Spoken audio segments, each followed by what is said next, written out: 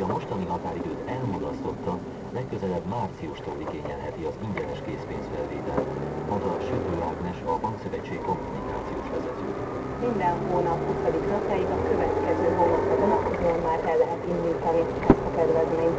Tehát aki a következő hónapban adja le, az március 1-től fogja tudni majd igénybe venni. Elemzők szerint az intézkedéssel egy család akár 40 000 forintot is megspórolhat évente. További kamatcsökkentést várnak az elemzők, de csak kis lépésekben. A jegybank monetáris tanácsa ma megismét az alapkamatról, Szangályi Edith beszámol.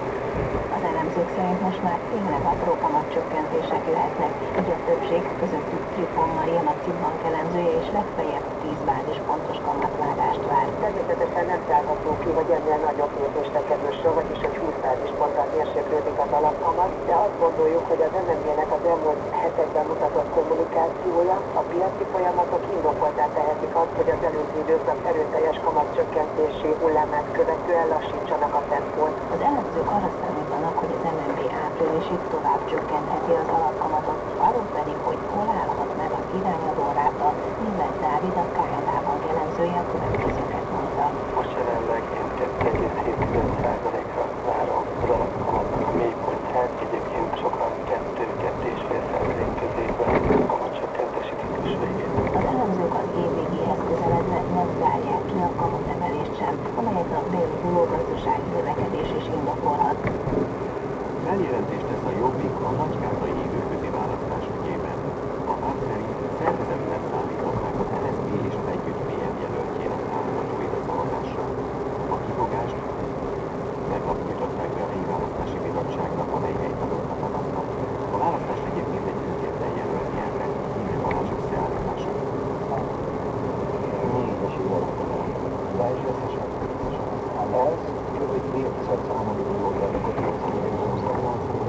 Marton László, a Jobbik nagykátai elnöke azt mondja, többször is megfordult a helyi szavazókör előtt az az autó, amely a párt szerint szervezetben szállította a választókat az önkormányzati képviselőválasztásra. Marton László le is fényképezte az autót. Azt mondja, a Jobbik számláló biztosan fedezte fel, hogy feltűnően sokan jönnek egyszerre szavazni. A helyi választási bizottságnál bejelentést tettek, amely megállapította a kampánycsendsértést. Bizonyítottnak látták, hogy ugyanazzal a személygépkocsival több alkalommal érkeztek, mindig több választópolgárt hoztak, és minden alkalommal más volt a gépjármű vezetője, és véleményük szerint ez is arra utal, hogy szállított volt a szentest, tehát hogy erre is figyeltek, hogy ne ugyanaz a személy vezessen. Mondja a Karsainé Magyar Ildikó. Miért itt számít, ha ugyanaz az autóval vitték őket itt? A Jobbik helyi elnöke azt állítja, felismerték az autót, amely szerinte az MSZP helyi elnökéjé.